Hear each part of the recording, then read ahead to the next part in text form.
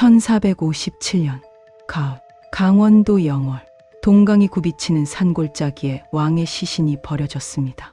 17살, 조선의 6번째 왕, 단종. 그는 삼촌에게 왕위를 빼앗기고 강원도 산골로 유배를 왔고 결국 그 산골에서 목이 졸려 죽었습니다. 시신은 동강에 내던져졌습니다. 아무도 손을 대지 않았습니다. 조정에서 어명이 내려왔기 때문입니다. 시신을 거두는 자가 있다면 삼족을 멸한다. 삼족, 본인과 부모와 자식까지 씨를 말린다는 뜻입니다. 영월 땅을 짓누른 공포는 그런 것이었습니다. 관리들도 고개를 돌렸습니다. 백성들도 눈을 감았습니다. 아무도 감히 강가로 다가가지 않았습니다. 그런데 그날 밤 단 한 사람이 강가로 내려갔습니다. 그의 이름은 어몽도, 영월 땅의 작은 관리였습니다. 그는 왕의 시신을 두 팔로 끌어안았습니다. 혼자였습니다. 이야기는 2년 전으로 거슬러 올라갑니다. 1455년 조선의 왕궁 경복궁, 단종은 12살에 왕이 됐습니다. 아버지 문종이 재위 2년 만에 세상을 떠났기 때문입니다. 어머니는 단종이 태어나는 날 산후병으로 죽었습니다.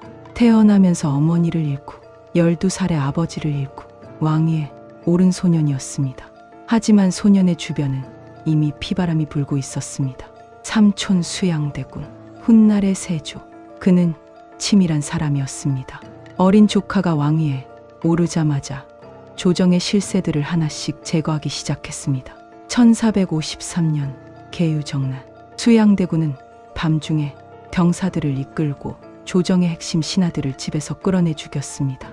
단종의 외삼촌이자 섭정을 맡은 김종서도 황보인도 그날 밤 목숨을 잃었습니다. 단종을 지킬 사람이 사라졌습니다. 2년 뒤 수양대군은 조카에게 선의를 요구했습니다. 단종은 15살이었습니다. 강요에 못 이겨 왕위를 내놓았습니다. 그러나 조정은 이것으로 끝내지 않았습니다. 수양대군, 세조가 왕이 되고 1년이 채 지나지 않아 신하들이 들고 일어났습니다. 단종을 다시 왕위에 앉히려는 고기 운동이 일어난 것입니다. 사육신 사건, 성산문, 박팽년, 하의지, 이계, 유흥부. 이 6명은 세조를 죽이고 단종을 복위시키려 했습니다. 그러나 계획이 발각됐고 이들은 모두 끔찍한 방법으로 처형됐습니다. 사건이 수습되자 세조는 결단을 내렸습니다. 단종을 아예 왕족에서 내쫓는 것. 왕에서 상왕으로, 상왕에서 노산군으로, 노산군, 죽은 산의 군주라는 뜻입니다. 그리고 강원도 영월로 유배를 보냈습니다. 1456년 6월, 단종의 나이 16, 한양에서 영월까지는 산길로 사흘 거리였습니다. 험한 산을 넘고 동강을 거슬러 올라가는 길이었습니다. 조선 왕실에서 나고 자란 소년에게 그 길은 얼마나 낯설고 가혹한 여정이었을까요? 영월에 도착한 단종이 머문 곳은 청명포. 동강 물이 사방을 두르고 서쪽으로는 험한 절벽이 가로막은 곳. 배가 없으면 나올 수도 없는 천연의 감옥이었습니다. 그리고 그 작은 감옥 같은 땅에서 단종은 죄인으로 살기 시작했습니다. 그해 여름, 홍수가 났습니다. 동강이 범람해 청명포가 물에 잠겨 단종은 영월 읍내의 관풍원으로 거처를 옮겨야 했습니다. 오히려 더 세상에 가까워진 셈이었지만 그것이 마지막이었습니다. 영월의 호장, 어몽도. 호장이란 지방향미 중에서 가장 높은 직위를 말합니다. 지금으로 치면 지방관청의 수석 실무자 정도라고 할 수 있습니다. 크게 권세 있는 자리는 아니었습니다. 중앙조정과는 거리가 먼 산골 영월의 작은 관리였습니다. 그가 단종을 처음 만난 것이 언제인지, 어떤 계기였는지 정확한 기록은 없습니다. 다만 야사에는 이런 이야기가 전해집니다. 단종이 유배 온 지 얼마 되지 않아 어느 날 밤 관풍원에서 울음소리가 들렸다고 합니다. 사육신이 죽는 꿈을 꾼 단종이 잠에서 깨어 혼자 울고 있었다는 것입니다. 산에 있던 어몽도가 그 소리를 듣고 찾아갔다가 단종과 처음 만나 인연을 맺게 됐다고 합니다. 공식 기록이 아닙니다. 검증되지 않은 전승입니다. 그러나 한 가지는 분명합니다. 어몽도는 단종의 죽음을 외면하지 않았다는 것. 그것만은 역사가 기록하고 있습니다.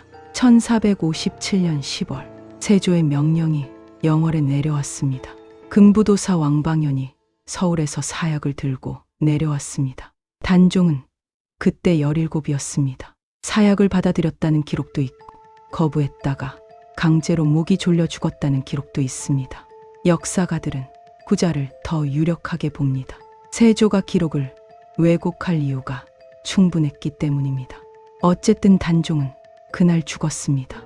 그리고 시신이 공강에 던져졌다는 이야기가 야사를 통해 전해집니다.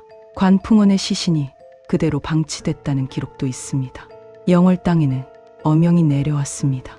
시신을 거두면 삼족을 멸한다. 사람들은 고개를 숙였습니다. 아무도 나서지 않았습니다.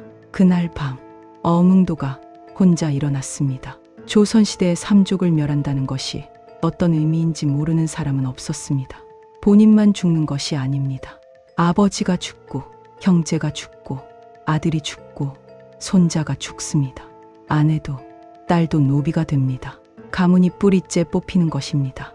어몽도에게는 아들이 있었습니다. 가족이 있었습니다. 그럼에도 그는 움직였습니다.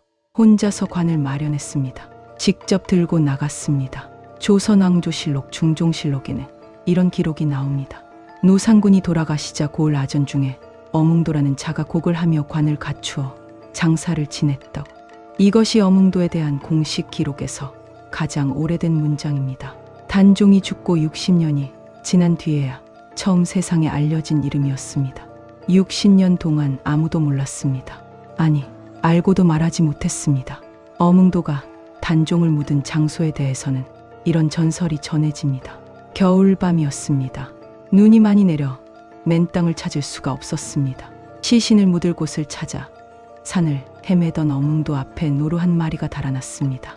그 노루가 앉았던 자리에는 눈이, 모가 맨 땅이 드러나 있었습니다. 어몽도는 그 자리에 단종을 묻었습니다. 훗날 그 자리는 왕릉이 됐습니다. 장릉, 지금도 강원도 영월에 있습니다. 장례를 치른 날 밤 어몽도는 가족을 데리고 영월을 떠났습니다. 도망이었습니다. 관청에서는 곧 어몽도 일가의 행방을 쫓기 시작했습니다. 단종의 시신이 사라졌고 어몽도가 사라졌습니다. 관리들이 수색을 벌였습니다. 그런데 이상한 일이 벌어졌습니다. 영월의 마을 사람들은 어몽도 일가가 어디로 갔는지 짐작하는 이들이 꽤 있었습니다. 그러나 아무도 관청에 고하지 않았습니다. 단종의 무덤이 어디 있는지 마을 사람들은 알고 있었습니다. 그러나 왕릉이라 부르며 조용히 지켰습니다. 권력은 영월을 지배했지만 영월 사람들의 마음은 지배하지 못한 것입니다. 어몽도는 세 아들을 각기 다른 방향으로 흩었습니다. 장남은 지금의 문경 지역으로, 차남은 군위로, 삼남은 함경도 또는 울산 방향으로. 한 곳에 모여 있으면 모두 잡힌다는 판단이었습니다. 가문이 살아남으려면 뿔뿔이 흩어져야 했습니다.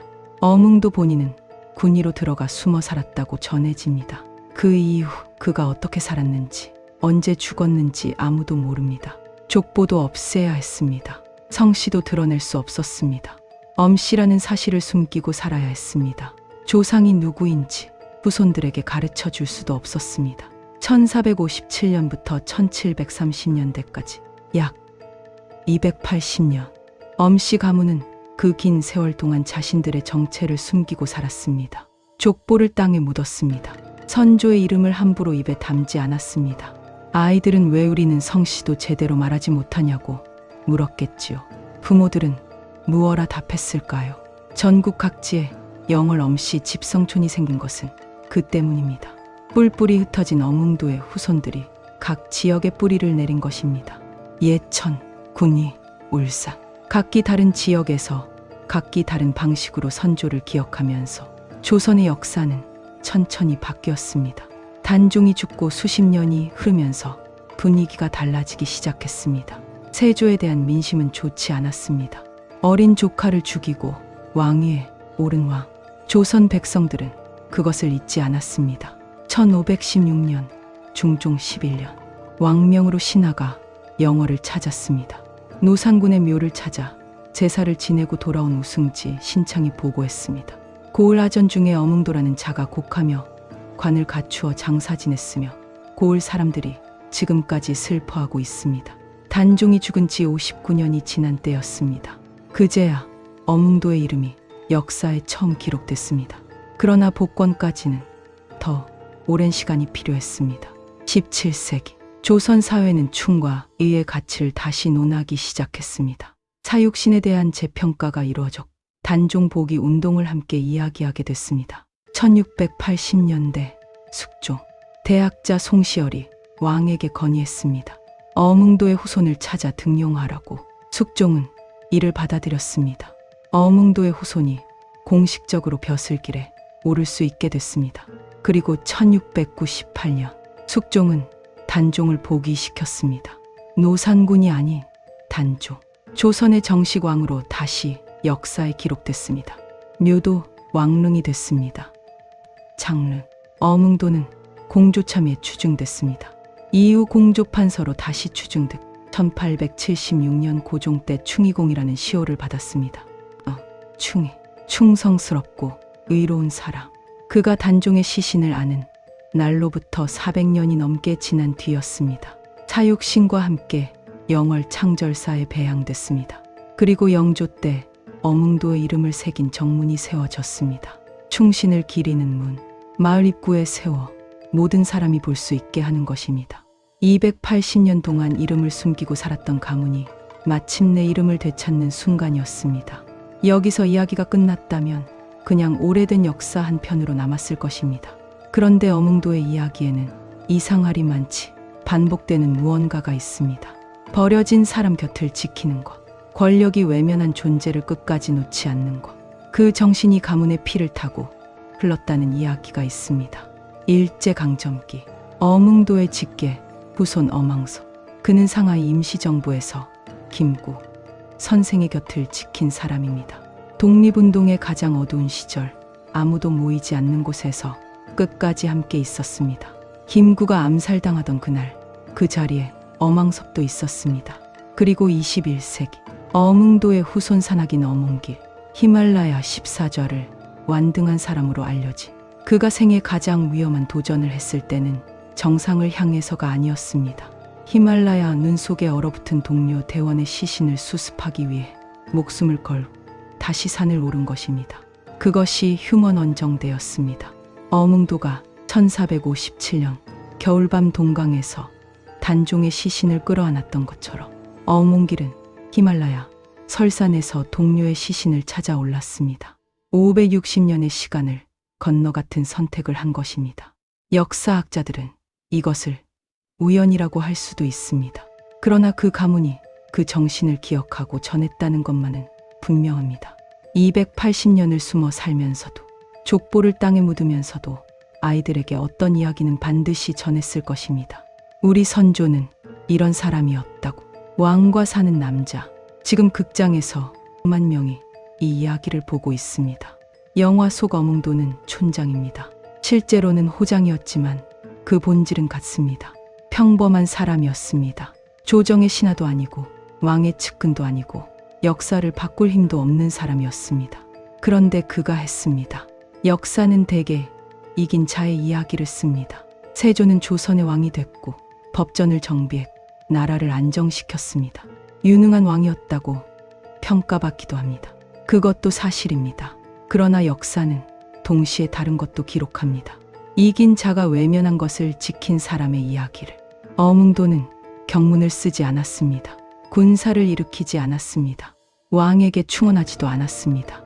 그는 그냥 시신을 거뒀습니다. 가장 인간적인 행위, 죽은 사람을 땅에 묻어주는 것. 그것이 왕권의 폭압에 맞선 가장 조용하고 가장 강한 저항이었습니다. 오늘날 영월에는 해마다 단종제가 열립니다. 수백 년이 지났지만 영월 사람들은 여전히 단종을 기억합니다. 장릉에는 참배객들이 끊이지 않습니다. 어몽도의 이름은 역사에 60년이나 지나서야 등장했습니다. 공식 복권은 280년이 걸렸습니다. 시호를 받기까지는 400년이 넘게 걸렸습니다. 그는 살아서 아무 보상도 받지 못했습니다. 그럼에도 그는 그날 밤 혼자 강가로 내려갔습니다. 오늘 조선의 뒤 이야기 여기까지입니다. 왕과 사는 남자를 보고 오신 분들, 혹은 아직 못 보신 분들, 영화가 재현하지 못한 것이 하나 있습니다. 어몽도가 그날 밤 무슨 생각을 했는지, 아들 얼굴을 떠올렸는지 아니면 아무 생각도 없이 그냥 발이 먼저 움직였는지 그것은 아무도 모릅니다. 기록이 없습니다. 하지만 우리는 압니다. 그가 어떤 선택을 했는지, 그리고 그 선택이 560년이 지난 지금도 우리를 움직이고 있다는 것을. 영월 장릉에 가시면 능력 한편에 어몽도의 이름이 새겨진 정려비가 있습니다. 한번 가서 보시는 것도 좋을 것 같습니다. 오늘 영상 보시고 느낀 점 댓글로 남겨주세요. 구독과 좋아요는 이 채널이 계속 조선의 뒤 이야기를 파헤칠 수 있는 힘이 됩니다. 다음 이야기로 찾아오겠습니다.